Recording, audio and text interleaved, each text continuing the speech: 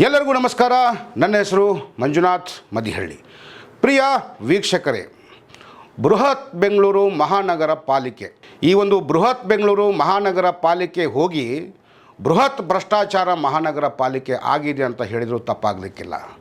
ಕಾರಣ, ನೀವು ಬೆಂಗಳೂರಿನ ಕೆಲವು ರಸ್ತೆಗಳಲ್ಲಿ ಹೋದರೆ ಇಷ್ಟು ಹಿಂಸೆ ಆಗುತ್ತೆ ಅಂತಂದರೆ, ಕೇವಲ 1 ಕಿಲೋಮೀಟರ್ ನಿಮಗೆ ವಾಹನದಲ್ಲಿ ಬರೋಕ್ಕೆ ಸುಮಾರು 15 ನಿಮಿಷ ತೆಗೆದುಕೊಳ್ಳುತ್ತೆ. ಎಲ್ಲಿ ಅಂತಂದರೆ, ಒಂದು ಬನಶಂಕರಿ, ಎರಡನೇದು ಸಾರಕ್ಕಿ, ಮತ್ತೊಂದು ಮೆಜೆಸ್ಟಿಕ್ಕಲ್ಲಿ ಈ ಚಿಕ್ಕಪೇಟೆ ಮತ್ತು ಬಳೆಪೇಟೆ, ಅಲ್ಲಿಂದ KR ಮಾರ್ಕೆಟ್ ಏನಿದೆ, ನೀವು ಅಲ್ಲಿ ಆ ರಸ್ತೆ ಮಾರ್ಗವಾಗಿ ಎಲ್ಲಾದರೂ ಅರ್ಜೆಂಟ್ ಹೋಗಬೇಕಂದ್ರೆ ಹೋಗ್ಲಿಕ್ಕೆ ಆಗೋದಿಲ್ಲ. ಕಾರಣ, ಇಲ್ಲಿ BBMP ಅಧಿಕಾರಿಗಳ ಒಂದು ನಿರ್ಲಕ್ಷ್ಯ ಇದೆಯಲ್ಲ, ಅದು ಬಹಳ ವಿಚಿತ್ರವಾಗಿದೆ, ಬಹಳ ಅಸಹ್ಯಕರವಾಗಿದೆ.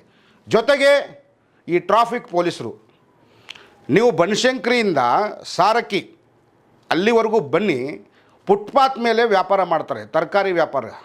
ಆಮೇಲೆ BMTC ಬಸ್ ನಿಲ್ದಾಣಗಳೇನಿದ್ದಾವೆ, ಆ ಬಸ್ ನಿಲ್ದಾಣದಲ್ಲೇ ಕೂತ್ಕೊಂಡು ತರಕಾರಿ ವ್ಯಾಪಾರ ಮಾಡ್ತಾರೆ.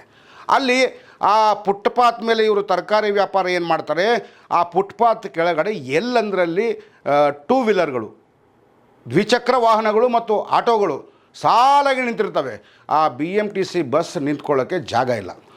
ಇನ್ನು ನೀವು ಈ ಬಳೆಪೇಟೆ ಚಿಕ್ಕಪೇಟೆಗೆ ಹೋದರೆ ಎಲ್ಲ ಮಾರ್ಕೆಟ್ಗಳೇ ಇರೋದು, ಸಿಕ್ಕಾಪಟ್ಟೆ ಮಾರ್ಕೆಟಲ್ಲಿ ಇರ್ತಕ್ಕಂಥ ಶಾಪ್ಗಳೇನಿದ್ದಾವೆ, ಅಲ್ಲಿ ಮಟೀರಿಯಲ್ಗಳನ್ನು ಇಳಿಸ್ಲಿಕ್ಕೆ ಈ ಟಾಟಾ ಎಸ್ಗಳು ಮತ್ತೊಂದು ಕೆಲವು 407ಗಳು ಬರ್ತವೆ.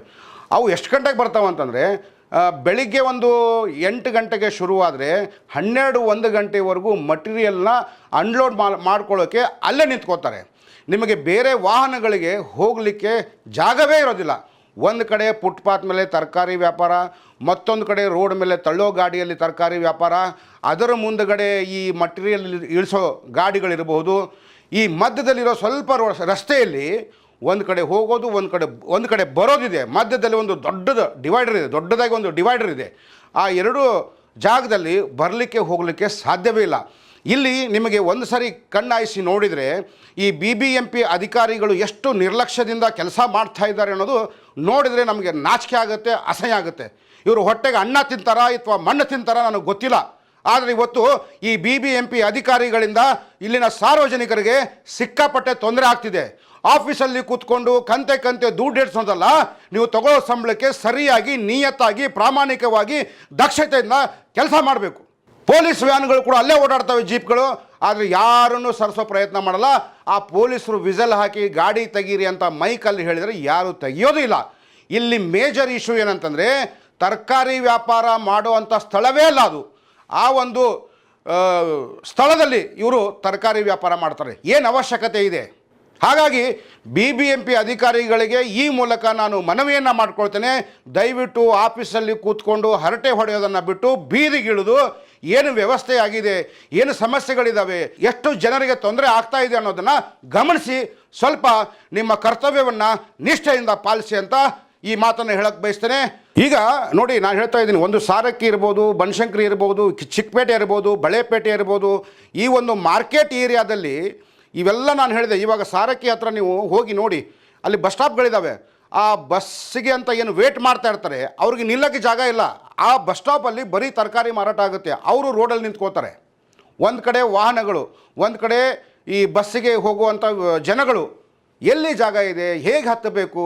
ಆಮೇಲೆ ಮತ್ತೊಂದು ನನಗೆ ಭಾಳ ಅಸಹ್ಯಕರ ಸಂಗತಿ ಏನಂದರೆ, ಆಯಾ ಕ್ಷೇತ್ರದ ಶಾಸಕರು, ಆಮೇಲೆ ಆಯಾ ಕ್ಷೇತ್ರದ ಕಾರ್ಪೊರೇಟರ್ಗಳು, ನೀವೇನು ಕತ್ತೆ ಮೇಯಿಸ್ತಾ ಇದ್ದೀರೋ, ಕರ್ತವ್ಯವನ್ನು ನಿಷ್ಠೆಯಿಂದ ಮಾಡ್ತಾ ಇದ್ದೀರೋ, ಏನು ಮಾಡ್ತಾ ಇದ್ದೀರಿ? ನಿಮಗೆಲ್ಲ ನಾಚಿಕೆ ಆಗೋದಿಲ್ವ? ನಿಮಗೆ ಒಂದು ಸಾರಿ ಗೆದ್ದು ಬಿಟ್ಟರೆ ಜನಗಳ ಸಮಸ್ಯೆನ ಆಲಿಸೋದು ಬಿಟ್ಟು, ಜನಗಳಿಗೆ ಒಂದು ಒಳ್ಳೆಯ ವ್ಯವಸ್ಥೆಯನ್ನು ಕೊಡೋದು ಬಿಟ್ಟು ಈ ರೀತಿ ನಿರ್ಲಕ್ಷ್ಯದಿಂದ ಮನೇಲಿ ಕೂತ್ಕೊಂಡ್ರೆ ಹೇಗೆ?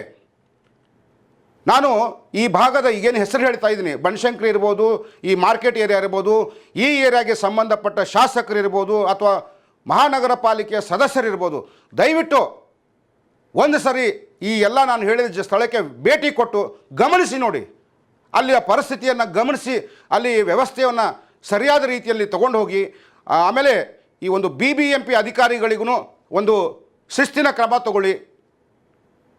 ಜನಗಳಿಗೆ, ಸಾರ್ವಜನಿಕರಿಗೆ ಅನುಕೂಲ ಮಾಡಿಕೊಡಬೇಕಾದ ನಿಮ್ಮ ಕರ್ತವ್ಯ, ಅದನ್ನು ನೀವು ಮಾಡಬೇಕು. ಎಲ್ಲರಿಗೂ ಒಳ್ಳೆಯದಾಗಲಿ. ನಮಸ್ತೆ.